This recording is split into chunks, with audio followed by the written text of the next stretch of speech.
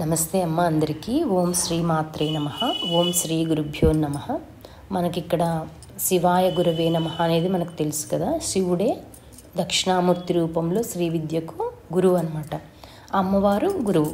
So మనకి గురువు లభించలేదే ఈ జీవితంలో అని మనం బాధపడకుండా అమ్మవారినే గురువుగా స్వీకరించేస్తే అమ్మవారు మనల్ని ఎక్కడికి చేర్చాలో, ఎవరి దగ్గరికి చేర్చాలో, ఏమేమి మన చేత నేర్పించుకోవాలి అన్నీ నేర్పించేస్తుంది అనమాట. కాబట్టి ఎందుకు ఇంట్రడక్షన్ ఇంతగా చెప్పుకుంటున్నాము అంటే దీని యొక్క విలువ తెలియడానికి అనమాట. ఇది ఎందుకు మనం వింటున్నాము, రెగ్యులర్గా ఎందుకు రావాలి, స్నానం చేసే ఎందుకు రమ్మంటున్నాము, దీపం పెట్టుకుని ఎందుకు కూర్చోమంటున్నాము, ఇవన్నీ మనకు అర్థమవుతాయి అనమాట. ఎందుకంటే ఇవన్నీ వసిన్యాది వాగ్దేవతలు పలికినటువంటి పలుకులు కదా. ఇవన్నీ కూడా రహస్యనామాలు అంటాం కదా. రహస్యనామాలు అంటే ఒక తొందరగా మనకు చూడగానే అర్థం కావన్నమాట. ఎవరో గురువులో ఎవరైనా చెప్తే తప్ప అర్థం కావు. నెట్లో మనకి చాలా దొరుకుతాయి. అయినప్పటికీ మనకి అంత పెద్ద పెద్ద వ్యాఖ్యానాలు వినాలంటే మనకు టైం ఉండకపోవచ్చు, మనకు ఇంట్లో పరిస్థితులు అనుకూలించకపోవచ్చు. కాబట్టి నేనేం చేస్తున్నానంటే వాటన్నిటిని సింప్లిఫై చేసి మీకు ఇస్తున్నా. ఇప్పుడు 1400 పేజీల పుస్తకం కదా ఇది. శ్రీ లలితా విద్య అనేది సామవేదం షణ్ముఖ శర్మ గురువు గారు రాసినటువంటిది. ఆయన ప్రవచనాలని అది మళ్ళీ గ్రంథంలాగా వెలువరించారనమాట. ఇంకా భాస్కర్ రాయల వారు రాసినటువంటిది సౌభాగ్య భాస్కరం అని ఉంది. అన్నిటికంటే అది ఇంకా పెద్ద గ్రంథం అనమాట. దాన్ని కూడా మా గురువుగారు చెప్తే నేను చదవటం జరిగింది. అందులో కూడా చాలా కొన్ని కఠినమైన విషయాలు ఉన్నాయి, అర్థం కానటువంటివి. కాబట్టి నేనేం చేశాను, ఇంకా గురుకర్ణమయ్య గారివి కొన్ని విన్నాను. ఇట్లా నిట్టల కిరణ్మయ్య గారు అయితేనేమి, ఇలా ఒక్కొక్కరివి వింటూ ఎక్కడ ఏ ఇంపార్టెంట్ పాయింట్ ఉంటే, అంటే వేరే వాళ్ళు చెప్పనిది వీళ్ళు ఏదైతే చెప్పారో దాన్ని మొత్తం ఒక నోట్స్ లాగా రాసుకుంటూ వచ్చాను అనమాట. ఇంకా కూడా నేను కనీసం ఒక 5 సంవత్సరాలు దీని మీద రీసెర్చ్ చేయాలేమో అనే అంత కోరిక కలుగుతూ ఉందన్నమాట. అదంతా కూడా అమ్మవారి దయ. అమ్మవారి గురించి వినాలన్నా, అమ్మవారి గురించి చెప్పాలన్నా మన పూర్వజన్మ సుకృతం ఉంటేనే అది కుదురుతుందనమాట. అమ్మకి ఇష్టం అంట అమ్మ గురించి వినేవాళ్ళన్నా, అమ్మ గురించి ఎవరికైనా చెప్తున్నారు అనుకోండి వాళ్ళంటే కూడా ఇష్టమంట. వాళ్ళందరి యొక్క బాధల్ని ఎలా తీరుస్తానని చెప్పింది ఒక నామం దగ్గర అంటే, పెద్ద కొండలాంటి దుఃఖం వాళ్ళ జీవితంలో ఉన్నా కూడా నేను అది చిటికలో దాన్ని తీసేస్తాను.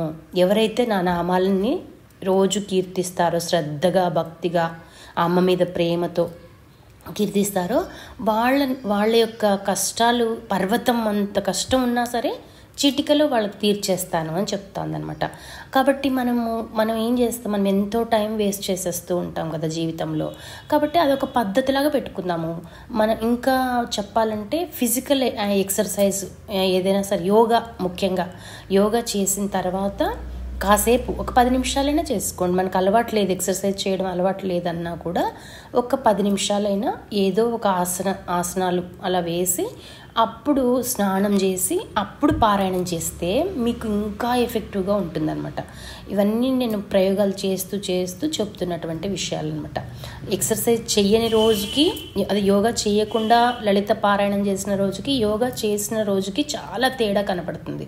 ఒక అరగంట చేయగానే పారాయణము ఎన్నో గంటలు చేసినటువంటి అనుభూతి కలుగుతుందనమాట.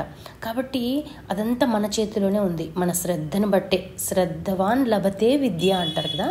శ్రద్ధ ఉన్న వాళ్ళకి మాత్రమే విద్య దొరుకుతుంది, అందరికీ దొరకదు కదా.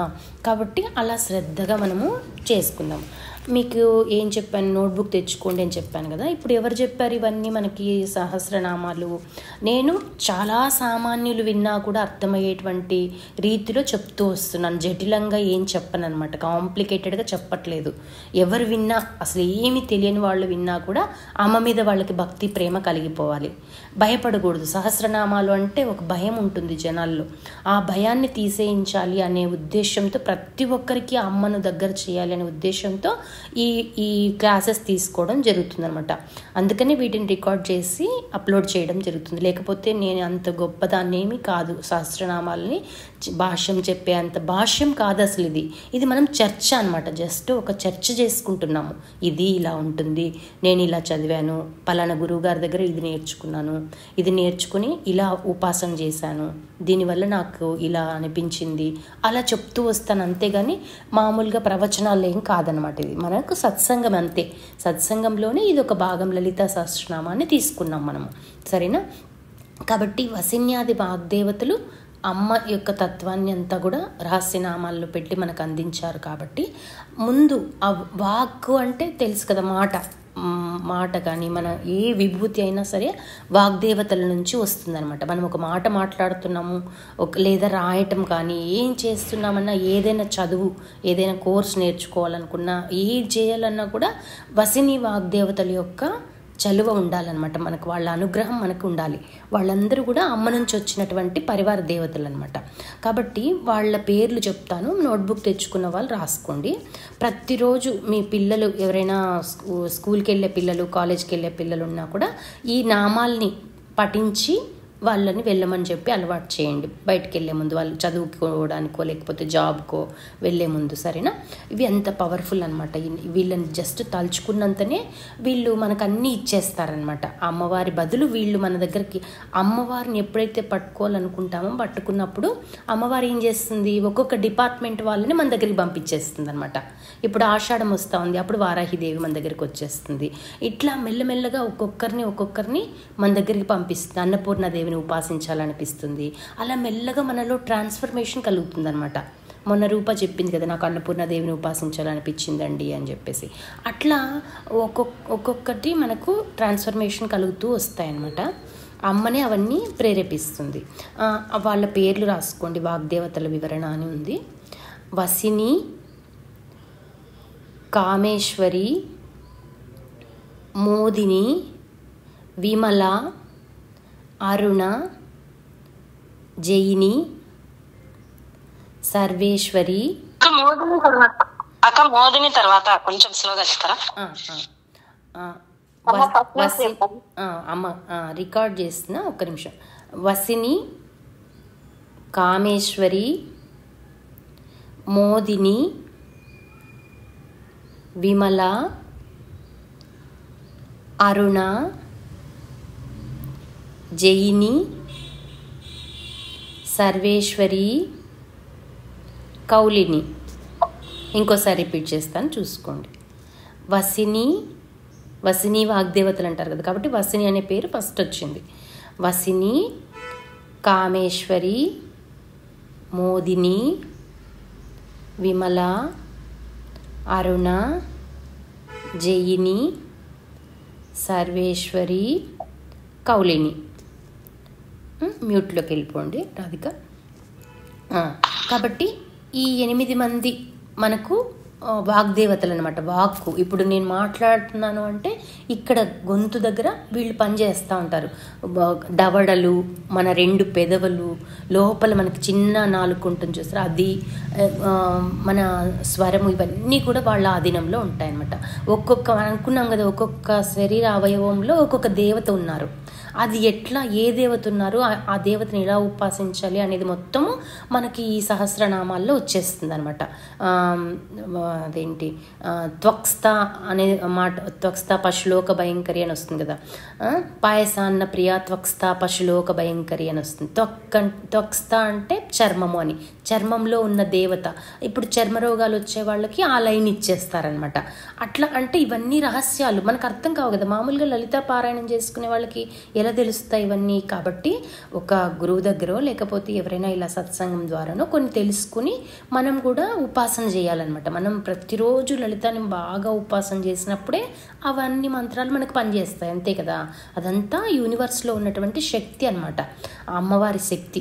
అదంతా కూడా అమ్మవారైనా ఒకటే, అయ్యవారైనా ఒకటే, వాళ్ళిద్దరూ అభేదం అనమాట. వాళ్ళిద్దరు కలిసే ఉంటారు, అర్ధనారీశ్వర తత్వం కదా. కాబట్టి అందుకే మేము ఎప్పుడు లలితోపాసనలో కూడా ఏం చెప్తాము, అమ్మ శివలింగం తెచ్చుకోండి, శివుడికి అభిషేకం చేయండి, తర్వాత లలిత పాడుకోండి అని చెప్తాం కదా. కాబట్టి వాళ్ళిద్దరిని కలిపే ఉపాసించాలన్నమాట ఎప్పుడు కూడా. అందుకే మనం శివుని, శివాయ గురువే నమః అని శివుని ముందు తలుచుకుంటాం. శివుడే శ్రీ విద్యకు ఆద్యుడు అనమాట, దక్షిణామూర్తి రూపంలో శ్రీ విద్యని ఇచ్చాడు. కాబట్టి మనము ఈ వసిని వాగ్దేవతలు ఈ పేర్లన్నీ మీకు ఖడ్గమాల పారాయణం చేసే వాళ్ళకైతే తెలుస్తాయి. ఖడ్గమాల పారాయణం చేసేటప్పుడు మొత్తం వరుసగా వస్తాయి. శ్రీచక్రాన్ని అర్చించాలి అంటే ఖడ్గమాల ద్వారా అర్చన చేస్తారు. అక్కడ అన్ని పరివార దేవతలు, ఒక్కొక్క ఆవరణలో ఎవరెవరు దేవతలు ఉంటారో అవన్నీ వస్తాయి. ముందు అవన్నీ చెప్పుకుందాము, సరేనా? కాబట్టి ఈ అందరినీ మనము వినిపిస్తుందమ్మా? వినిపిస్తుంది. సో సో వీళ్ళందరినీ మనము ఏదైనా పని మొదలు పెట్టాలన్నప్పుడు కానీ, లేకపోతే ఏదైనా మనము ఒక పుస్తకం పారాయణం చేద్దామనో, లేకపోతే ఇంకేదైనా ఒక విద్య నేర్చుకుందామనో అన్నప్పుడు కానీ వీళ్ళని తలుచుకోవాలన్నమాట. కాబట్టి అట్లా ఒక ఈరోజు మనకు ఒక విషయం తెలిసినట్టే కదా, అట్లా చేద్దాం మనం. సరేనా? నెక్స్ట్ పాయింట్కి వెళ్దాము. వీరి అనుగ్రహం ఉంటేనే వాక్కు వెలికి వస్తుంది. ఇప్పుడు కొంతమందికి మరి మాటలు రాని వాళ్ళు ఇట్లా ఉంటారు కదా, కొంతమందికి చిన్నపిల్లలకి ఇట్లా నత్తి వస్తుంటుంది, కొంతమందికి ఎంత వయసు వచ్చినా సరైన మాటలు రావు. అట్లాంటి వాళ్ళందరూ కూడా ఈ నామాలని పఠిస్తూ ఉంటే అమ్మ మ్యూట్లో పెట్టుకోండి. ఈ నామాలని పఠిస్తూ ఉంటే వాళ్ళకి మాట అదంతా కూడా సర్దుకుంటుంది అనమాట. అయితే ఏదైనా మనం నమ్మకంతో చేయాల్సిందే. కాబట్టి ఏమంటున్నారు, వీరి అనుగ్రహం వసిని వాగ్దేవతల గురించి చెప్తున్నానమ్మా. గొంతులో ఉంటారు కదా, మొత్తం అంతా మాటకి ఎవరు మాట్లాడాలన్నా ఏం చేయాలన్నా మనం పలకాలంటే వసిని వాగ్దేవతలే అనమాట. మన సహస్రనామాలను ఇచ్చింది కూడా వాళ్ళే. కాబట్టి వీరి అనుగ్రహం ఉంటేనే వాక్కు వెలికి వస్తుంది. వెలికి వచ్చిన వాక్కు అర్థమవుతుంది. ఇప్పుడు నేనేదో చెప్తున్నాను, మీకు అర్థం కాలేదనుకో వృథా ప్రయత్నమే కదా.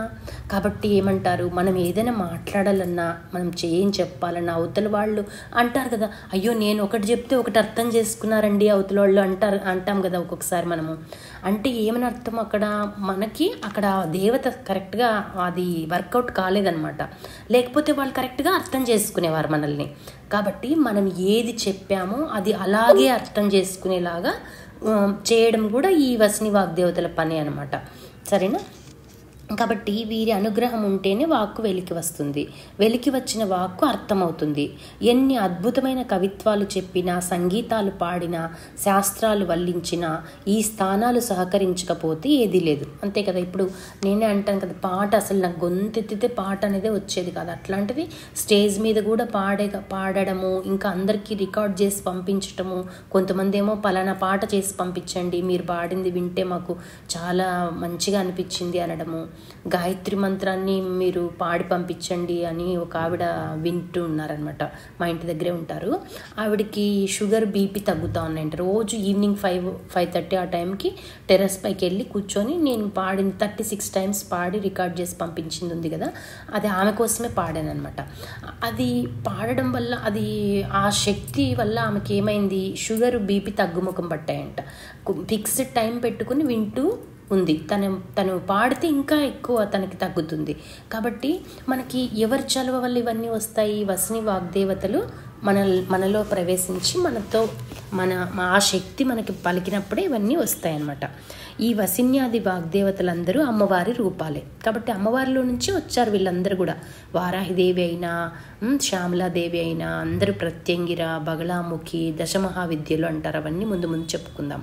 కాబట్టి అందరూ అమ్మవారి స్వరూపాలే. అందరినీ కలిపి లలిత త్రిపుర సుందరిగా చూస్తాం మనము. అమ్మవారి విభూతులే అనమాట వీళ్ళంతా. సరస్వతీదేవి, లక్ష్మీదేవి అందరూ కూడా ఒక్కొక్కరికి ఒక పని అప్పగించేసి ఉంటుంది. అంతే కదా. ఇప్పుడు మనం CEO ఉంటారు ఒక కంపెనీకి, అన్ని CEOనే చేయరు కదా. ఒక్కొక్కరికి ఒక ఫైనాన్స్ డిపార్ట్మెంట్ వేరే, మార్కెటింగ్ వేరే, HR వేరే, అట్లా ఉంటారు కదా. అట్లా అమ్మ అందరూ దేవతల్ని, ఆ దేవతలందరూ శ్రీచక్రంలో ఉంటారనమాట. శ్రీచక్రం అంటే మనకు ఆ మంత్రం ఉన్న వాళ్ళు ఉపాసించవచ్చు, దాని పద్ధతి తెలుసుకొని. లేదు అంటే మనం ఫోటో అయినా చాలు. నేను లలితామ్మది ఫోటో పెడుతూ ఉంటాను కదా ఎప్పుడు, ఆ ఫోటో ఒక్కటి ఇంట్లో పెట్టుకున్నా కూడా చాలు అనమాట. దాని నుంచి కూడా చాలా శక్తి వస్తుంది అని సామవేదం గారే ఒకసారి ఒక వీడియోలో చెప్పారనమాట. కాబట్టి మనము యద్భావం తద్భావతి, అంతే కదా. మనకు ఆ ఫోటోతో మనం మాట్లాడడం మొదలు పెడితే ఆ ఫోటోలో నుంచి మనకు చాలా మిరాకిల్స్ జరుగుతాయి. ఇప్పుడు మనం కూడా చూస్తూ ఉంటాం కదా, షిరిడి సాయి అఖండ జ్యోతి పూజ చేసే వాళ్ళ ఇళ్లలో సాయిబాబా ఫోటోలో నుంచి విభూతి రాలడం అదంతా కూడా జరుగుతూ ఉంటుంది కదా. కాబట్టి ఫోటో ఒకరు అడిగారు మొన్న, వేరే మతం వాళ్ళు అడిగారనమాట, మీరేంటి ఫోటోలకి దండలు వేస్తారు, పూజ చేస్తారు, ఫోటో ఏమన్నా తింటుందా, నైవేద్యం అంటారు, ఏంటి అసలు అది, లేక ఏదో ఎక్కడో రాయి ఒకటి తీసుకొచ్చి దాన్ని పూజ చేస్తారు, ఏంది అది అని అడిగారనమాట. అట్లా అడిగితే ఇంకేం చెప్తాం చెప్పండి. మనం వాళ్ళకి చెప్పే రీతిలో చెప్పాము. వాళ్ళ ఇంట్లో వాళ్ళ పిల్లాడి ఫోటో ఉంటే ఆ ఫోటోని వాళ్ళ పిల్లవాడిగానే చూసుకుంటారు, కానీ అది వేరేగా అనుకోరు కదా. అట్లా ఫోటోలో మేము భావన చేస్తామమ్మా. ఋషులు మహర్షులు అందరూ ఆ ఆకారాన్ని దేవుడికి ఇచ్చారు. ఒక్కొక్క దేవుడిది ఒక్కొక్క ఆకారం ఉంటుంది. అట్లా మనకెందుకంటే ఆకారం లేదు అసలు. యాక్చువల్గా చెప్పాలంటే అమ్మవారికి రూపాతీత గుణాతీత. ఆమె గుణాలను మనం కొలవలేము, రూపాన్ని కూడా అర్థం చేసుకోలేము. చిదాకాశ రూపం అంటారనమాట. ఆకాశం చూస్తాం కదా, స్కై, మనము అంత విశాలంగా ఉంటుంది అమ్మ మొత్తము. మనకి ఎలా అర్థమవుతుంది? మనం చిన్నపిల్లలం కదా మనము, కాబట్టి చిన్నపిల్లలకు అర్థమయ్యే రీతిలోనే చెప్తారు కదా. ఇప్పుడు PhD చేశారు ఒక టీచరు, ఆవిడ ఉన్న జ్ఞానమంతా LKG వాళ్ళకి చెప్పేశారు అనుకోండి, ఆ పిల్లలు పారిపోతారు కదా. కాబట్టి అమ్మ కూడా, మన ఋషులు మహర్షులు కూడా ఏం చేశారు అంటే వేదాల్లో ఉన్న సారాన్నంతా తీసుకొచ్చి ఇలా స్తోత్రాల రూపంలో ఇచ్చారు. లేదు అది కూడా అర్థం కాదు అనుకునే వాళ్ళకి పురాణాలు ఇచ్చారనమాట. దేవి భాగవతం అయితేనేమి, మామూలు భాగవతము, రామాయణము, ఇట్లా పురాణాలుగా విభజించి రాసేసారనమాట. అదంతా కూడా కథల రూపంలో ఇచ్చారు. కాబట్టి మనము అది అర్థం చేసుకోవాలి. మనము అయ్యో రూపం లేదేంటి, మనం ఎందుకు ఫోటోలను కొలుస్తున్నాము, రాయిని ఎందుకు పూజిస్తున్నాము అంటే ఏ రాయి అయితే ఉలిదెబ్బలను తట్టుకుని దేవుడిగా మారిందో, దేవతా విగ్రహంగా మారిందో వాళ్ళు పూజలు అందుకుంటుంది ఆ రాయి. మిగతా ఏదైతే ఉలిదెబ్బలు తట్టుకోలేదో అది మెట్ల దగ్గర వేసేసారు, అందరు తొక్కి వెళ్తున్నారు, అంతే కదా. కాబట్టి మన మతంలో లేనటువంటిది ఏది లేదనమాట. మన భారతీయ సనాతన ధర్మంలో అన్నీ ఉన్నాయి.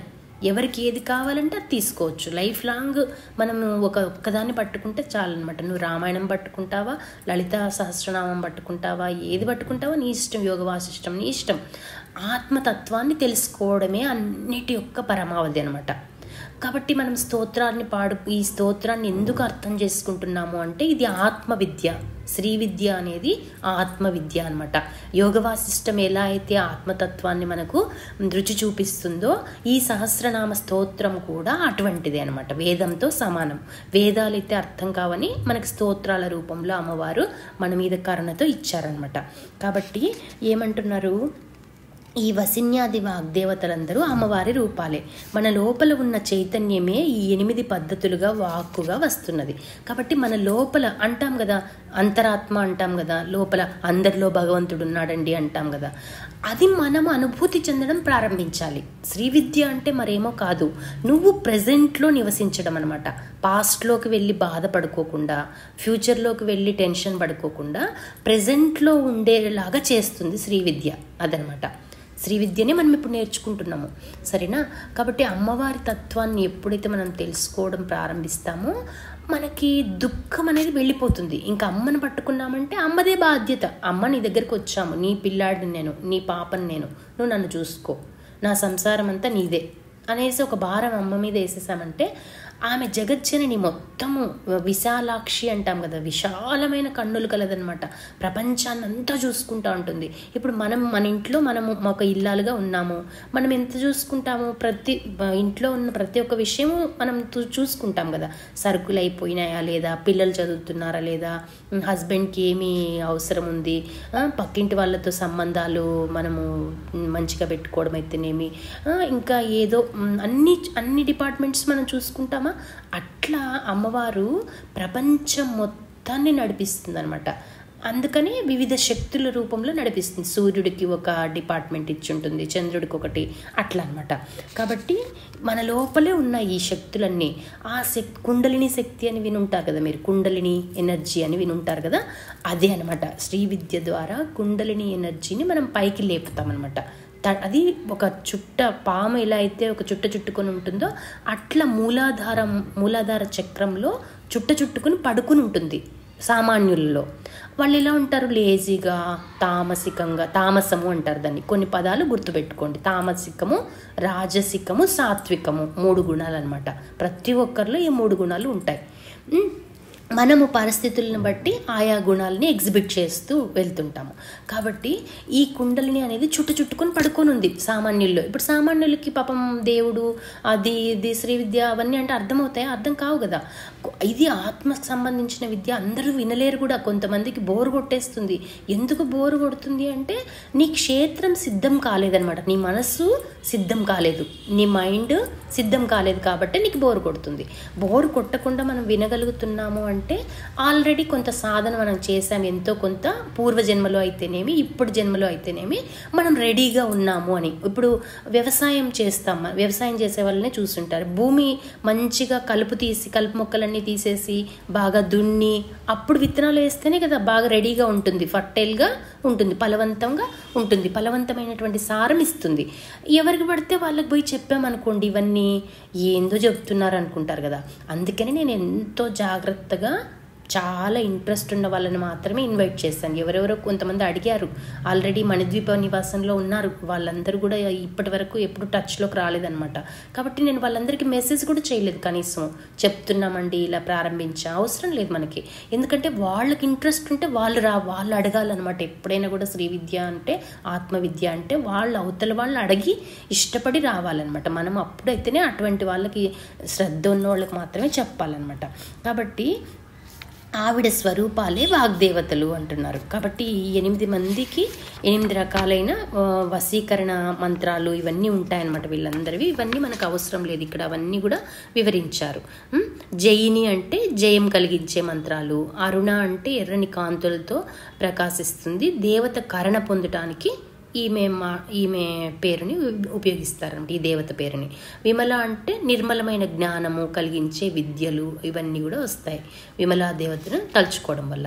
మోదిని అంటే అంగీకారం, ఆనందం అని అర్థము. సృష్టిలో ఏది జరిగినా ఆనందం, తృప్తి కావాలి. ఆనందానికి తృప్తికి సంబంధించిన మంత్రాది దేవత మోదిని. ఇంకా వసిని దేవత అంటే వశీకరణము అంటే శుద్రమైన అర్థం తీయరాదు. సృష్టిలో ఏదో ఒకటి వశం కాకపోతే పని జరగదు, అంతే కదా. ఇప్పుడు మంచికి కూడా వశీకరణ శక్తి కావాలి. ఇప్పుడు మనం సత్సంగం చెప్తామన్నాము, కనీసం మీరు 3 వచ్చారు కదా, ఎవరు రాలేదనుకో అప్పుడు నేను ఎవరిని వశీకరణ చేసుకోనట్టే అనమాట. వశీకరణం అంటే అదేదో తప్పు పనిగా అని కాదనమాట. మనం మంచి చెప్తున్నా అవతల వాళ్ళు వినగలుగుతున్నారు, అట్రాక్ట్ అవుతున్నారు అంటే అది కూడా వశీకరణ కిందకి వస్తుంది అనమాట. కాబట్టి మన మాట అవతల వాళ్ళు వినాలన్నా ఆ దేవత వసిని దేవత అనమాట. కామేశ్వరి అంటే మనకి పనులు, వశీకరణం అంటే ప్రతికూలతలు తొలగి అనుకూలం అవడం అనమాట. ఏదైనా పనులు మొదలుపెట్టినా అవన్నీ అనుకూలం అవుతాయి అట్లా. కాబట్టి మొత్తం వసిని దేవతలు 8 మందిని అందరినీ తలుచుకున్నామనుకో అన్ని పనులు జరిగిపోతాయి మనకి. అయితే ముందు మనం లలితమ్మని పట్టుకుంటే అందరి దేవతలు మన వశమైపోతారనమాట. సరేనా. కాబట్టి కామేశ్వరి అంటే కామం అంటే కోరిక, అది ధర్మబద్ధమైన కోరికను మనం కోరుకోవాలన్నమాట. ఒక్కొక్క కోరిక తీరడానికి ఒక్కొక్క రకమైన మంత్రం ఉంటుంది. ఆ మంత్రాలకు అధిదేవత కామేశ్వరి. ఒక దేవత పేరు ఊరికే పెట్టరు, అందులో అర్థం తెలుసుకోవాలి అంటున్నారనమాట. ఇవన్నీ చెప్పారు. తర్వాత ఏమంటున్నారంటే లలితా సహస్రనామ స్తోత్ర మహామంత్రస్య వసిన్యాది వాగ్దేవత ఋషయ అంటారు. ఈ లలితా సహస్రనామానికి ఋషులు ఎవరు కనిపెట్టారు అంటే వసిన్యాది వాగ్దేవతలు అని. మనము ముందు లలితా సహస్రనామం చదువుకునే ముందు వసిన్యాది వాగ్దేవతల పేర్లన్నీ తలుచుకుని చదువుకోవడం మనం ఇప్పటి నుంచి అర్థం చేసుకోండి. సో ఎప్పుడైతే లలితా సహస్రనామం చేసుకోవాలనుకున్నారో వాళ్ళని ఇట్లా నేను మృగముద్ర అంటారు. మృగముద్ర అంటే బొటన్ వేలు, చూపుడు వేలు, మధ్య వేలు అవి 3 కలిపి మిగతా 2 వేలు పైకి ఉంటాయి. ఓకేనా. 2 చేతులవి అలా కలిపి ఏం చేస్తామంటే శిరస్సు మీద పెట్టుకోవాలి, 2 చేతులు కలిపి. అది నేను మీకు ఫోటో తీసైనా పంపిస్తాను ఆ ముద్రని. ఇలా పెట్టేసుకొని అంటే ఏంటి సహస్రారం దగ్గర వెళ్తున్నాం అనమాట. మనం తలపైన అంటే సహస్రారమే కదా, సహస్రార చక్రము. కాబట్టి అక్కడ ఎవరుంటారు అంటే అమ్మవారి పాదాలు లేదా గురువు పాదాలు. అమ్మవారే ఇప్పుడు మనకు గురువు కాబట్టి గురువు పాదాలని మనం తలుచుకుంటున్నాం అనమాట. అమ్మవారి పాదాలని తలుచుకుంటున్నాం ఇక్కడ చేపెట్టుకొని అట్లా పెట్టుకొని తర్వాత వసిని వాగ్దేవతలను తలుచుకుని నమస్కారం చేసుకుని, మనకు ముద్రలు ఏమీ తెలియకపోతే ఏం చెప్తారు అంటే ఒక నమస్కారం చేసుకుంటే సరిపోతుంది. లోపముద్ర అనే మాట కూడా వస్తుంది కదా మనకి లలితా సహస్రనామాల్లో. లోపముద్ర దేవి విద్య, ఆమెది కూడా ఒక శ్రీ విద్య పద్ధతి ఉందన్నమాట. లోపాముద్ర అంటే ముద్రలు ఏమీ లేనటువంటి విద్య. ఇప్పుడు అందరికీ సామాన్యులకి ముద్రలు గుర్తుండవు కదా, ఒక గురువు ద్వారానే తెలుసుకోవాలన్నమాట ఆ ముద్రలు అవన్నీ కూడా. అవన్నీ ఏమీ తెలియదు, నాకు అమ్మ మీద ప్రేమ ఉంది అన్నప్పుడు ఏం చేయొచ్చు అంటే, నువ్వు డైరెక్ట్గా నమస్కారం చేసేసుకొని, అమ్మ నాకు ఏ ముద్రలు తెలియదు, ఈ నమస్కార ముద్ర మాత్రమే తెలుసు అని చెప్పేసి మనము వసిన్యాది వాగ్దేవతలను తలుచుకుని లలితా సహస్రనామ పారాయణము చేసుకోవచ్చు అనమాట. అట్లా చేద్దాం, సరేనా? 8 మంది దేవతలు ఒక్కసారి కృప చూపిస్తే దేహంలో మనస్సులో ఉన్న అన్ని రకాల రోగాలు పోతాయి. రోగాలు 2 రకాలు. మనసుకు వస్తే ఆది అంటారు, దేహానికి వస్తే వ్యాధి. ఆది వ్యాధులు అని వినుంటారు మీరు, ఆ సెంటెన్స్ వినుంటారు. ఆది అంటే మానసికమైనటువంటి జబ్బులు అనమాట. నమస్తే మసుదా, 6కి రావడానికి ట్రై చేయండి, లేదంటే వాళ్ళు అప్లోడ్ చేస్తారు. ఫస్ట్ క్లాస్ది కూడా నేను పెట్టాను కదా, అది వినండి, సరేనా? సో మెల్లగా చెప్పుకుంటూ వెళ్తున్నాం మనము. ఇంట్రడక్షన్ ఇంకా 2 క్లాసులు పడుతుంది ఇంట్రడక్షన్, మెల్లగా వినండి. సో 8 మంది దేవతలు ఒక్కసారి వసిని వాగ్దేవతల గురించి చెప్తున్నాము. వాళ్ళ పేర్లు నేను మళ్ళీ గ్రూప్లో పెడతాను. అవి అనుకుంటా ఉంటే పిల్లలు ఎవరైనా స్కూల్కి వెళ్ళే పిల్లలు, కాలేజ్కి వెళ్ళే పిల్లలైనా సరే ఆ నేమ్స్ అనుకుంటే వాళ్ళందరూ కూడా అమ్మవారి స్వరూపాలు అనమాట. వాళ్ళందరూ సరస్వతీదేవి స్వరూపాలు కూడా అనుకోవచ్చు. విద్యలన్నీ ఇచ్చేది వాళ్ళే, వాక్కు అవన్నీ ఇచ్చేది వాళ్ళే అనమాట. ఏదైనా క్రియేటివ్ ఫీల్డ్లోకి వెళ్ళాలన్నా అన్నీ కూడా వసిని వాగ్దేవతలు 8 మంది. వాళ్ళ పేర్లు నేను స్టార్టింగ్లో చెప్పాను. సో అది గ్రూప్లో కూడా పెడతాను. 8 మంది దేవతలు ఒకసారి కృప చూపిస్తే దేహంలో మనస్సులో ఉన్న అన్ని రకాల రోగాలు పోతాయి. రోగాలు 2 రకాలు. మనసుకు వస్తే ఆది, దేహానికి వస్తే వ్యాధి. ఈ ఆది వ్యాధుల్ని తొలగించగలిగే శక్తి 8 మంది దేవతలకి ఉంది, ఓకేనా? కాబట్టి మనము వాళ్ళని ప్రతిరోజు ఎప్పుడు కావాలంటే అప్పుడు అనుకోండి. మీరు పూజకు కూర్చున్నప్పుడు, లలితా సహస్రనామం చేసుకోవాలనుకున్నప్పుడు ముందుగా వాళ్ళని స్మరించుకొని మనం చేసుకుందాం, సరేనా? వీరు సర్వమంత్రాలకు మూల దేవతలు అంటున్నారు చూడండి. వీళ్ళే కదా ఇప్పుడు ఇన్ని పలికారు, ఇంత పెద్ద సహస్రనామము వాళ్ళ మనసులో నుంచి వచ్చింది అంటే అమ్మకు కూడా అది చాలా నచ్చిందంట. కాబట్టి వీళ్ళు అన్ని మంత్రాలకు మూల దేవతలు అనమాట. కాబట్టి ఏ మంత్రం అనుకోకపోయినా వీళ్ళని ఒక్కటి అనుకున్నా కూడా మనకు అన్ని మంత్రాల ద్వారా వచ్చే శక్తి అంతా వచ్చేస్తుంది అనమాట. ఏ మంత్రంలో అయినా అక్షరాలు శబ్దాలే ఉంటాయి. అన్ని అక్షరాలకి అన్ని శబ్దాలకి వీరే దేవతలైనప్పుడు వీరే సర్వమంత్రాది దేవతలు. అందుకే వారిని అమ్మవారు ప్రత్యేకించి కీర్తిస్తున్నారు. అమ్మవారే వాళ్ళని మెచ్చుకుంటారంట. మీరు ఎందుకు మెచ్చుకుంటారు అంటే వాళ్ళకి ఎప్పుడు అమ్మవారి గురించి చింతన తప్ప ఇంక వేరే ఉండదంట. అట్లా ఎవరైతే నిరంతరము తనకి ఎన్ని పనులు ఉన్నప్పటికీ కూడా దాంట్లో అమ్మవారి యొక్క ధ్యాసలో గడపగలుగుతారో అప్పుడప్పుడు అమ్మని గుర్తు తెచ్చుకోవచ్చు కదా. మనం ఉద్యోగ వ్యాపారాల్లో ఉన్నా ఏమున్నా కూడా మధ్యలో ఇవి ఈరోజు క్లాస్లో చెప్పాము. ఆ క్లాస్ది నేను రికార్డింగ్ కూడా పెడుతున్నాను కదా. వాళ్ళు ఇంకా అప్లోడ్ చేయడం లేట్ అవుతా ఉంది. మీకు ఎవరికైనా కావాలంటే పర్సనల్గా, లేదు మేము వింటాము అనుకుంటే ఇంకెవరైనా గురువులు ఇవి వినండి. నేను అందరివి తీసుకొచ్చి ఒక దగ్గర క్రోడీకరించి చెప్తున్నాను కాబట్టి హ్యాపీగా ఇక్కడ ఉన్నది వినేసేయచ్చు అనమాట మీరు.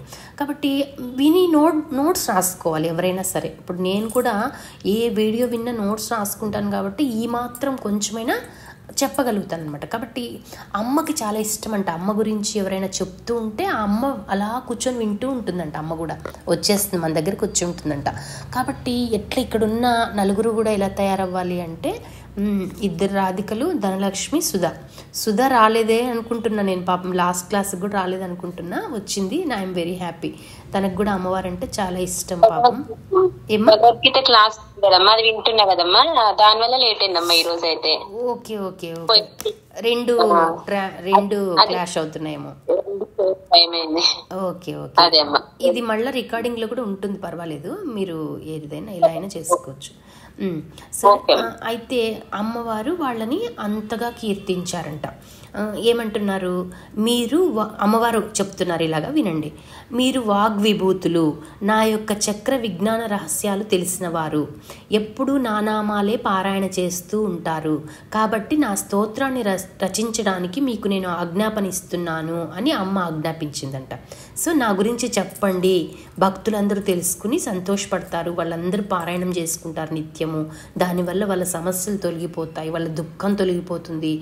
ముందు మన సమస్యలు దుఃఖాలు అన్నీ తీర్చేసింది అనుకో, మన కోరికలు అన్నీ తీర్చేసింది అనుకో అమ్మ, అప్పుడు మోక్షం కావాలని మనమే కోరుకుంటాం.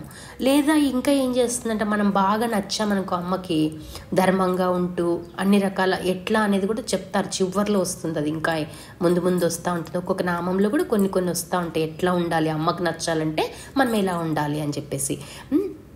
అందుకని ఏమంటుందంట అమ్మ, సో వాళ్ళ వసని వాగ్దేవతలకి ఎప్పుడు ఇదే పనే, ఎప్పుడు అమ్మని గురించి ఆలోచన చేస్తూ అమ్మని పారాయణం చేస్తూ ఉంటారనమాట. అందుకని నేను మీకు ఆజ్ఞయిస్తున్నాను అని చెప్పిందంట.